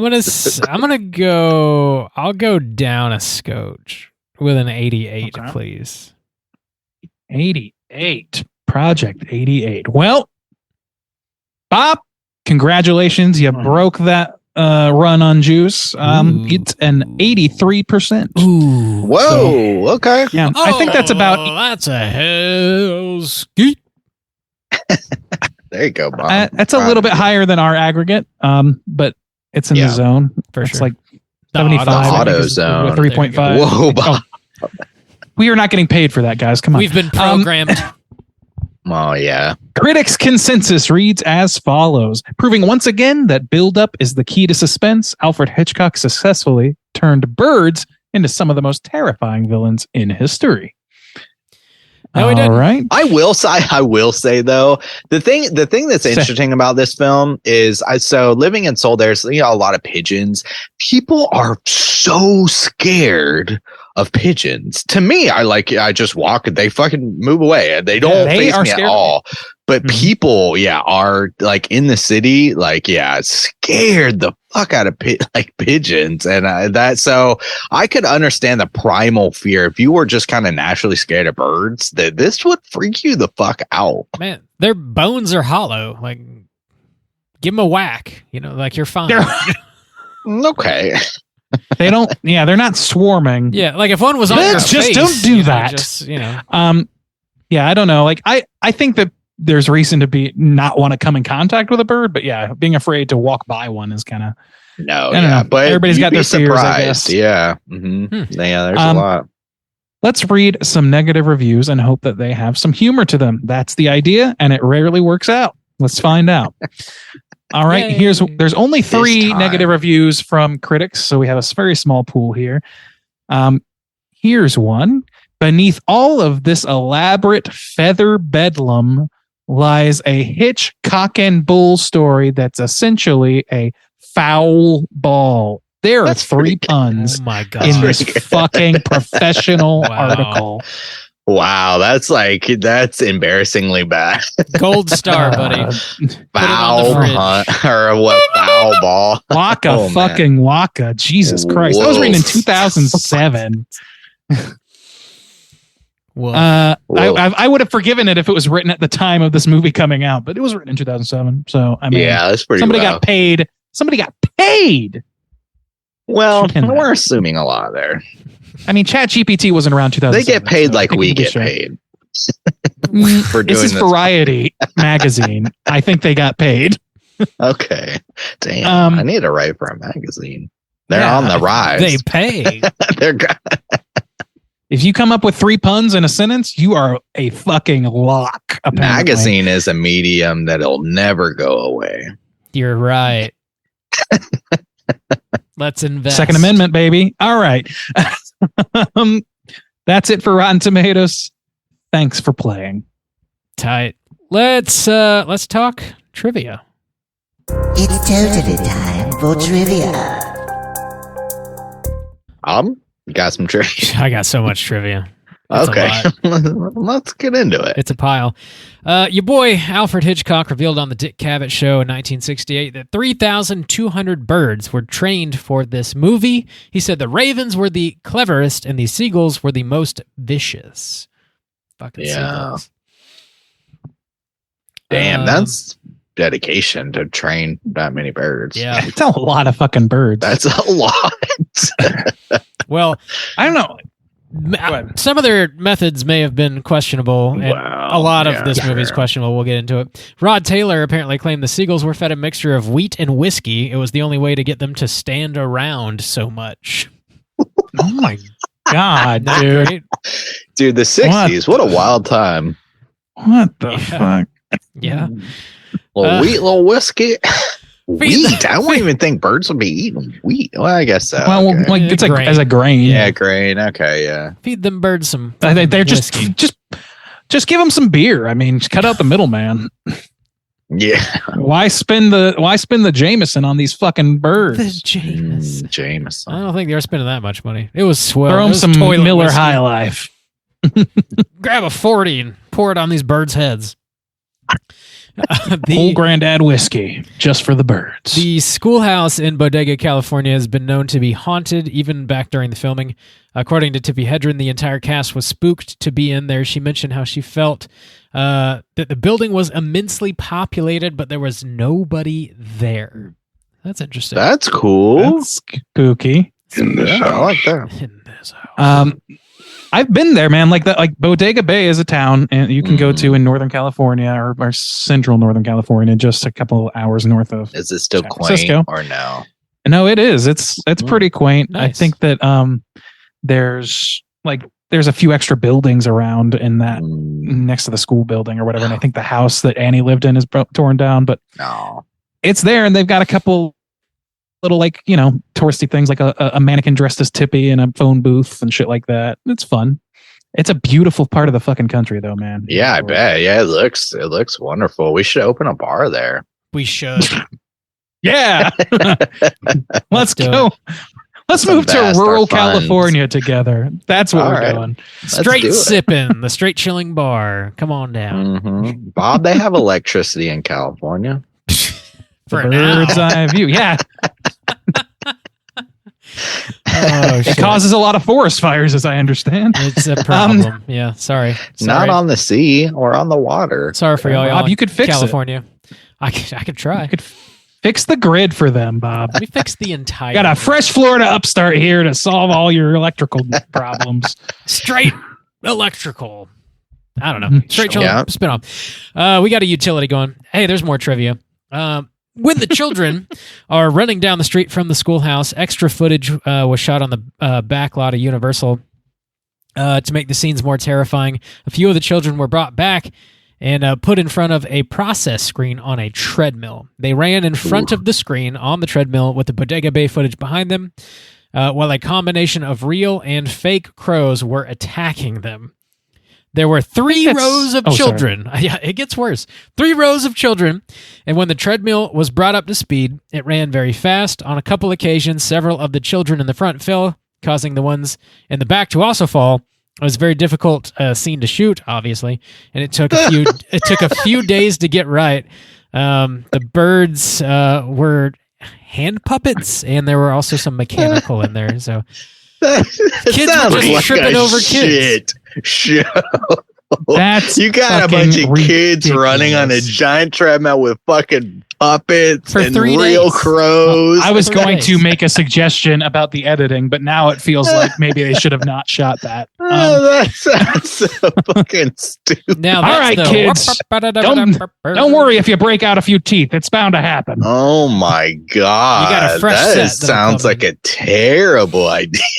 Yeah. Jesus. I was going to say, like, thinking That's like back the to that worst scene, one thing shot. I didn't mention is I feel like that whole scene could have benefited from like just truncating the cuts a lot. Like if they were like real snappy with the cuts, I think it would have read a lot better, and maybe it would have been as funny to you, Justin. Yeah, probably. It probably would have hid like the puppetry and stuff, the shit that looked real. Yeah, you get some real good like quick cuts in there, like the dread, the turning, the boom boom. Make it even very stylized, and that would have benefited. Could have helped. Yeah. This movie and the original story written by Daphne du Maurier basically share almost nothing. There's no characters whatsoever. The original was set at a farm and not a sleepy bayside town. Obviously, birds attack and then fall dormant and then attack, like in this movie. And they were the reason the birds were doing it in the story. It was somehow tied to the tide rolling in and whatnot. Oh, I thought it was about like food shortage or something. Like maybe that's tied together. Probably It could be. Also, like this is trivia that I did not research myself, so it could just be false. Oh, I read something that like made me understand it, and I could be wrong, but what I read made me think that it was intended to be sort of like an environmental parable. Okay, So and it had to do with like the birds' food supply running short because of whatever, gotcha. presumably human intervention. Yeah. Remember when we had an intern who wrote they ate us. trivia for us? For a day or two. I do, yeah. That was dope. That was Shouts a good out. dude. Shouts We out if appreciate you're it. listening. Yeah, we appreciate any help. If anybody else Any wants help. unpaid, want to do some unpaid labor if for you us, want to work for free for straight chilling, we're hiring. For free. we will even mention your name on the show. Unless you don't want us to. Unless you don't want us What to. a value. We will dox you if you want, but only if you want. Yeah. This movie features 370 effects shots. The final shot is a composite of 32 separately filmed elements. So I guess they layered the birds, I guess. There was a headline back in August 18th, 1961 of the Santa Cruz Sentinel. It said, "Seabird invasion hits coastal homes." And it detailed how millions of migrating birds crashed into cars and buildings, broke television antennas, streetlights, and actually tried to enter houses. When residents went outdoors at 3 a.m. to investigate, the birds flew at the flashlight beams and drove residents back into their houses. Although Hitchcock... Yeah, no, I'm living in a nightmare. Hitchcock optioned the story in 1955 for the birds, but he began filming this movie shortly after reading about the 1961 attack. So that's nuts. Yeah. That's pretty cool. I was thinking about like how would you deal with like these birds because they're pretty small and like kind of hard to hit in these big droves. You'd have to bring out the flamethrowers. You have to just roast them bitches out of the sky in our home. Yeah, we all have them. My emergency flamethrower supply. Fried chicken falling from the sky. What a blessing, dude! All you got to do is get the can and the matches. Okay, Rorschach. Get the can. I got to get my Aquanet, guys, so I can flame torch these fucking seagulls. Honey, get the can real quick. I'm just saying what soju would do. Okay. What? Okay? That's my solution. WWSD. Roast them out of the sky. There was the same region actually experienced the exact same problem again in 1991. Turns out there's a single-celled algae that will occasionally become toxic, and it works its way up the food chain to the fish that seabirds eat. None of the other animals are bothered by it, apparently, just the birds, and it causes disorientation, seizures, and even death. The dead birds in 1961 weren't tested, but a lab had a sample of a small organism that fed on algae from 1961, and that specimen was tested, and it was rife with the toxin. So, fucking that's algae. lucky. Yeah. Yeah, science is scary. Science is wild. Fucking wild. Fucking Last of Us shit over here. Here's some more questionable ethical bullshit that happened. During the birthday party attack, in order to ensure the gulls could pop the balloons, pins were placed inside the birds' mouths and their beaks were taped closed. One of the gulls, with his mouth still taped closed, flew away and the trainers spent hours looking for it because obviously it would have died. But they found it, apparently. So, okay, the birds are officially not the villain anymore. Jesus Christ. Yeah. Oh my god, this sounds insane. Yes. That's just Sounds so terrible. shitty. Jesus Christ. This was the first movie ever to carry the Universal Pictures name after dropping the Universal International name, which that's pretty badass. Okay. Didn't know that. Badass. Fucking A, brother. The studio spent $200,000 on creating mechanical birds for the film that were barely used. So, Damn. tight. That's probably for a good reason. If what we see, if what we got is any indication, I would imagine they were not working too good. Nah. This was the last Hitchcock movie to be nominated for an Academy Award. It was nominated for Best Special Effects, but it did not win. I think Cleopatra is the movie that took it that year. Yeah. Sounds about right. Oh yeah, we're big fans of Cleopatra on this podcast. Oh yeah. The climactic scene in which Melanie, played by Tippi Hedren, is attacked in the bedroom took 7 days to shoot. Hedren said, "It was the worst week of my life. The physical and emotional tolls of filming this scene were so strong that production was shut down for a week afterwards, and Hedren ended up in the hospital. Apparently, real birds were attached to her clothing by nylon strings to film that." What the fuck, man? Oh my god! I mean, that ties into that bit of that bit of trivia that we talked about earlier today before the podcast. Which I don't know if you want to cover that as a tie into that because it's related. Yeah, we can get into that. So let's save it for Cooter. It's getting there. We're getting there. Okay, we'll put a pin in it. We'll circle back. Okay. In 2016, put a pin in it and tape its beak. Tape its fucking beak. In 2000, prod it with a fucking cattle prod. Act good. Fry it with the can. In 2016, The Birds was deemed culturally, historically, or aesthetically significant by the United States Library of Congress. It is now in the National Film Registry. There is this is the last thing I'll say, and then we can wrap it up. The Birds 2: Land's End was released in 1994, directed by Rick Rosenthal, who removed his name from the credit and used the Hollywood pseudonym Alan Smithy. So this was straight. Oh, Alan Smithy. This went Jim Jonesy. This went straight to TV, and it had Tippi Hedren in it, but she was just playing a very, very small supporting role. She wasn't returning as her original character. I don't know much about it. I've heard it's pretty rough, but Vinegar Syndrome, of course, did release it on Blu-ray last year. So if you want to pick it up, you can do that easily and check it out. Was it made for TV? Did I hear that right? Made for TV, yeah. Okay. Yeah. And also, I expect nothing but greatness. Rick Rosenthal is a director we've spoken of before. Did he direct Halloween Resurrection? Is that it? Is that the one? Oh my God. Did something. Yeah, we have talked about him before. Yeah, I got Halloween 2, 81. Halloween 2. Okay. Oh, really? Okay. Well, that's much better. Mm-hmm. That's much better. Good for him. Yeah. Yeah. Also small. He's done a lot of TV work. Yeah. Mostly TV work, it looks like. TV. And Resurrection. Halloween Resurrection there is also on there. Yeah. So he directed Halloween 2 and yeah, I remember us mentioning that because that's- when we finally covered 2, we were like, he did this one, and we were like blown away by that. That's such a quality gap. Yeah. And Witches of Eastwick, that's a well-loved movie. And some Buffy.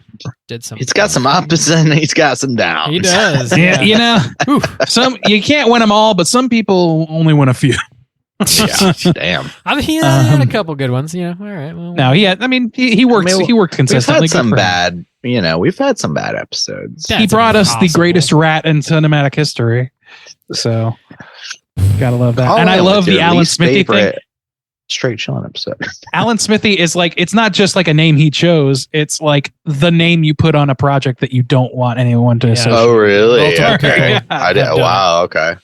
Yeah. Interesting. I love that. Yeah. So I'll save the little bit of extra trivia for Cooter of the Week, which we are going to get into right now. Straight chillin'.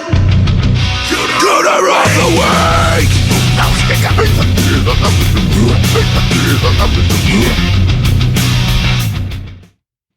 Juice, what is a Cooter and why do we hunt them? Oh, Cooter's character type in a straight chilling exclusive, Bob. Cooter must hit 3 of these 5 points to be considered a Cooter, but we want the Cooter with the most points. The 5 points of Cooterdom are sexual deviance, manipulation, smug arrogance, overall look and attire, and overall patheticness. Boys, in this film, do we have a Cooter? Very important wording there. Yeah. I'm not so yeah, sure. I don't know. I feel like one of our 2 main characters can probably hit at least 3. I feel like. I think so. I think there's some arrogance between the both of them. There's arrogance and there's some manipulation going on. Good Lord, there's some back and forth manipulation going on. There is. It starts off as playful to a point where I'm like, I wouldn't call it manipulation, just like playfulness. But once he starts negging her about like jumping in the fountain and shit like that, and she's clearly upset. Like I'm like, fuck you for that. But yeah, all right, some manipulation there. And looking attire, they both look good. They do. They both look good. All the time. Patheticness, maybe for Mitch. Yeah. Maybe because it's debatable because like I would say maybe Mitch because he lets his mom drag his fucking love life around, but also we're told pretty outright by his mom that that's not the case, and I get the impression he does whatever kind of he wants. he does what I get the impression that she's right about that. That it's really like it's an easy excuse for a spurned lover, unfortunately. That's fair. Yeah. Pathetic. Yeah, actually, he's the only one doing fucking shit, to be fair. So arrogance, sexual deviance. He's kind of like, I don't know. It seems like he's dragging all these women around. But kind of. But I feel like Annie made her own choice, and with that in absence of Annie, I don't think he's necessarily doing anything. Yeah. To string anyone else along. Like shit. Like Melanie shows up on her own accord, and Annie apparently like stays there of her own accord. So I don't know. Yeah. So maybe could we give it to Melanie? She's got manipulation and smug arrogance too. Does she ever hit any other point? I feel like some of her interactions with Annie, like, I don't know if it would be patheticness. Maybe that's part of the smug arrogance. They just like don't sit right with me. I think that's like, I think it's just uncomfortable because one woman is clearly still in love and the other is like interested. But the first girl is like, she's out of the picture for all intents and purposes. She knows it and she's trying to be cool with it. And Melanie's maybe a little cavalier with that. Yeah. I think it's just a little callous. I don't know if it hits any of the She's points. not really pathetic though. I will give her like, she always stands up for herself. Like when that woman's like trying to tear down the diner, she's like, bitch. She does slap shit out of you. He goes a slapping that day. Yeah, and she like saves the little girl several times. So, maybe not. They're getting close, but some I guess they Cooter watches happening here. Yeah, they're closer than I would have thought. But those 2 points I think are fair to give for both of them. But we do have another Cooter to discuss. Randy, I'll let you take this one away. Oh my! So.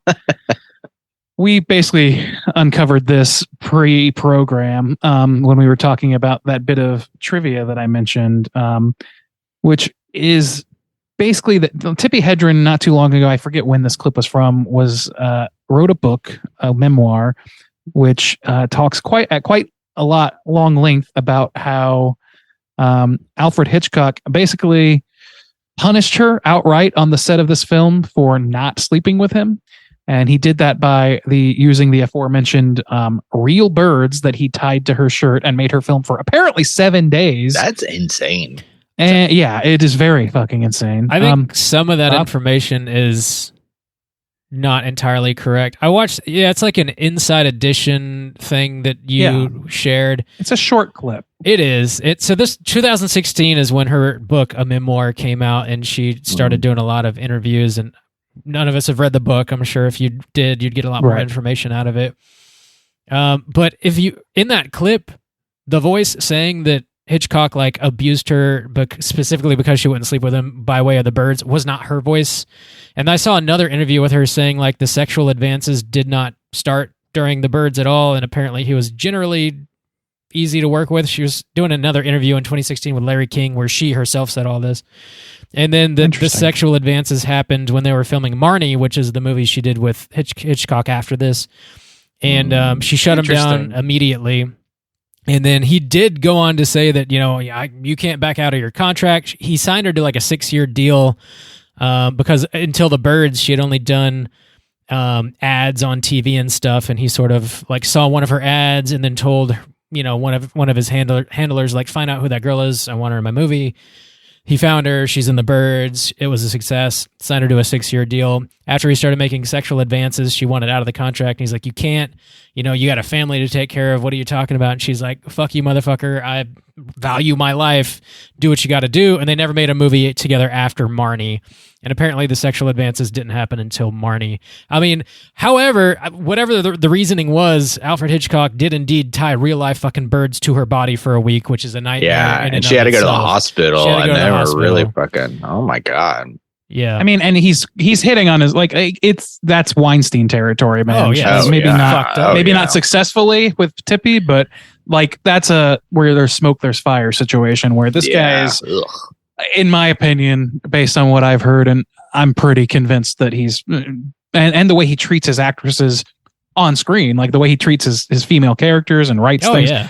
It seems pretty clear to me that he's got a real misogynist bug up his ass and bit of a sex pest bent towards his actresses. I think that's reasonable to say. Yeah. And that puts him heavily in contention for Cooter of the Week, because that right there is sexual deviancy, manipulation, and smug arrogance. And patheticness, if you want to get right down to it. Yeah. And his and attire. I didn't know about the kids. Like, that's a whole other thing. Dude, yeah. Tripping over each other's rolling bodies on a treadmill. Yeah. Like, it's pretty, like, it's like the open secret sort of thing about Hitchcock, where like even up until his death, like people knew, or people largely seemed to understand that if you're a young woman, there's a high likelihood that he's going to make an advance on you, even though he's married or whatever. It doesn't really matter. And if you work with him as a young woman, there's a good chance you're going to get your ass pinched or some shit. I don't know, whatever people do. Boys will be boys, eh, boys? Assholes really will be rotund assholes. English boys. Good evening. Good evening. Yeah, definitely a Cooter. Who could have told he was a creep? Yeah. Also, something that I did find out on that Inside Edition clip that you shared, Randy, was that Tippi Hedren's granddaughter is Dakota Johnson, which was interesting. Yeah, I didn't realize that. That was And pretty she's interesting. not ever watched 50 Shades of Grey, despite her granddaughter being in it. Good choice. Presumably for the sexual content. And she kind of like, the interviewer's like, have you seen it? And she's like, no. She really laughs it off, which that would be interesting. Yeah, because I guess if somebody I was related to was like in a movie, I definitely want to support them. But if they were like in this like sex scene or like flashing their yabos, that might be kind of weird for me.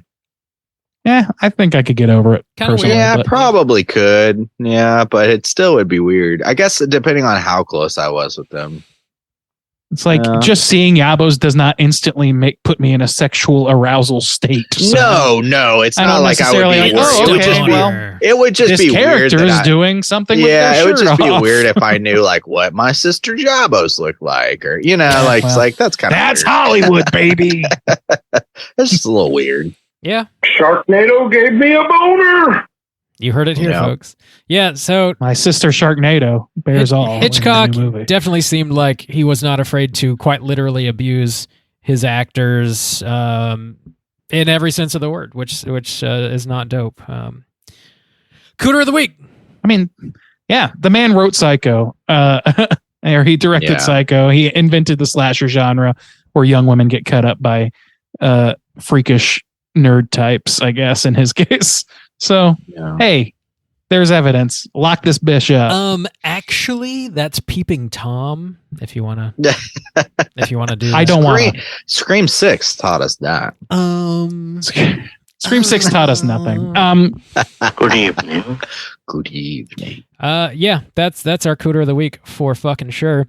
We are gonna forego hitting up what we've been watching this week since we're recording so far in advance, and also because of that, we're not gonna have any hotline screams for this week. So we're gonna round out the episode with Cooter of the Week. I guess, do you guys have any prompts you want to throw out there just for the fuck of it?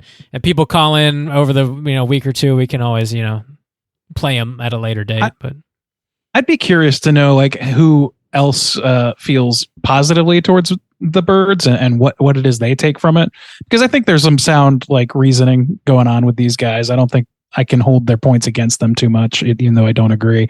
And I just kind of like, I would just love a little bit more in my corner to back me up a little bit. So please help me. That'd be great. Also, I'd just love to know like if people are Hitchcock's directorial fans, not his Cooterdom fans. Call in and let us know what your favorite Hitchcock property is and why. If there's a sort of a hidden gem amongst his stuff that you would recommend, I'd love to hear that too. Right on.